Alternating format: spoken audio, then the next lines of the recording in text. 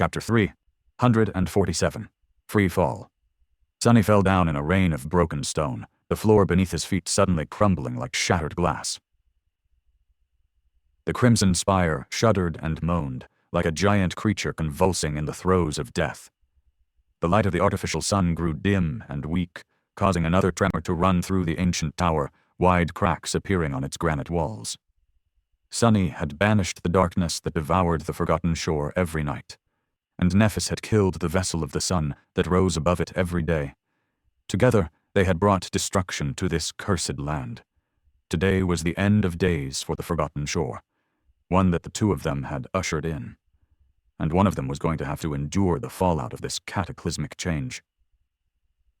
Surrounded by a rain of falling shards of stone, Changing Star twisted and somehow managed to aim her sword in Sunny's direction.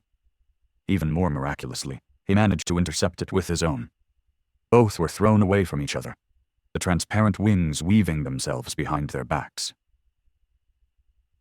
For a couple of seconds, Sunny felt his body plunging down into the darkness. Then, finally, the dark wing fully manifested and turned into a blur, supporting his weight. Dodging a massive slab of granite that threatened to crush him, Sunny used it as a step and propelled himself through the air. The midnight shard flashed, aiming at Changing Star's wings, but was blocked by the blade of the silver longsword. As the debris fell down, two human figures collided against each other and spun in the air. With nothing to serve as a support, the only chance they had to exert any force was to use the body of the enemy as one, their bodies entangled, almost as if they were lovers. But in reality, of course, the purpose of this intimate closeness was not love, it was violence. Grabbing Nephis with one hand and using his legs to trap hers, Sunny twisted his torso and delivered a devastating blow with his forehead, feeling the brittle bones of her nose shatter under his strike. But at the same time, her armored fist crashed into his side, aimed cruelly at the half-closed wound left behind by Castor. Sunny screamed. In the next second, her other fist slammed into his face. Augmented by the weight of the silver sword, that blow caused Sunny to lose himself for a short moment. When he came to his senses, the first thing he saw was a massive slab of granite falling on them from above. Feeling blood stream down his face and from the newly opened wound on his side, Sunny bent his knee and then used Neph's body to push himself away. Well, the two of them flew into opposite directions, narrowly avoiding being crushed by the enormous piece of stone. Gliding with the help of their enchanted cloaks, Sunny and Nephis circled around each other, moving down in a wide spiral. Both were too preoccupied with dodging the falling pieces of stone to launch another attack, even if they wished to. Around them, the crimson spire was quaking and convulsing, more and more cracks appearing on its walls, whole layers of stone separating from them and plunging down. It felt as though the ancient structure would not be able to hold on for much longer. Above them, the dying sun was growing weaker with each minute. And down below, the runes surrounding the perfect circle of the gateway were shimmering in the darkness, their light slowly becoming unstable. Concentrating at the distant balcony, Sunny hesitated for a moment, then threw a glance at Nephis. Then, he dismissed the Darkwing and plunged down, abandoning the safety of flight. Instead, he chose to fall.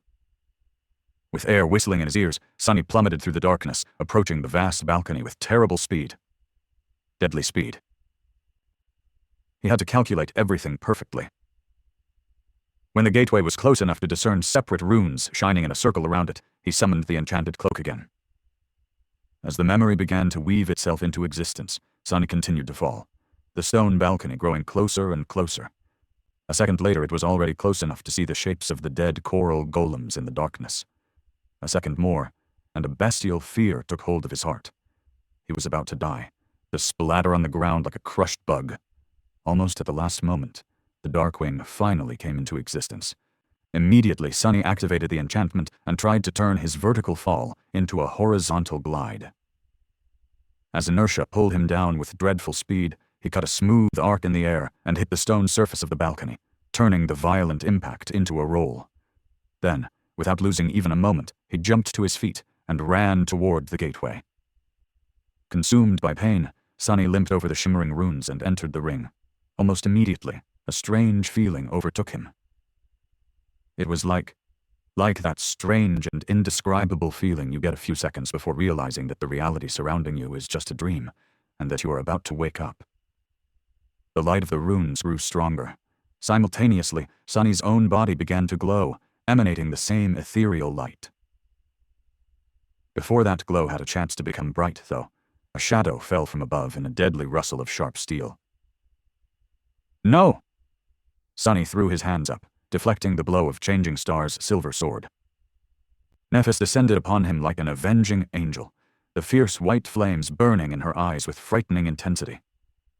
As soon as her feet touched the stone inside the iron ring, the shimmering runes blinked and disappeared.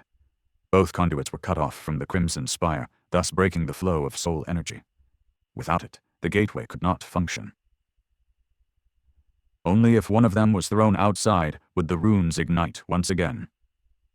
Sunny gritted his teeth and thrust his sword forward, hoping to get Nephis before she had time to regain her balance. But she was too fast, too cunning. Before he could even get close to piercing her flesh, Changing Star was already moving, trapping his blade under her own and throwing it aside. Sunny rammed into her, throwing all of his weight into one devastating blow. At the same time, he felt cold steel brushing against his ribs, causing more blood to stream down. The two of them collided with frightening force and fell out of the iron ring of the gateway, rolling down the steps of the dais. As soon as the first of them crossed the circle of runes, they shimmered and shined once again. Sunny fell on the cold stones and remained lying there, consumed by pain and exhaustion. A low, tortured moan escaped from his lips. Something was broken inside of him. He felt weak and cold. He didn't want to stand up. I'm not done yet, I'm not.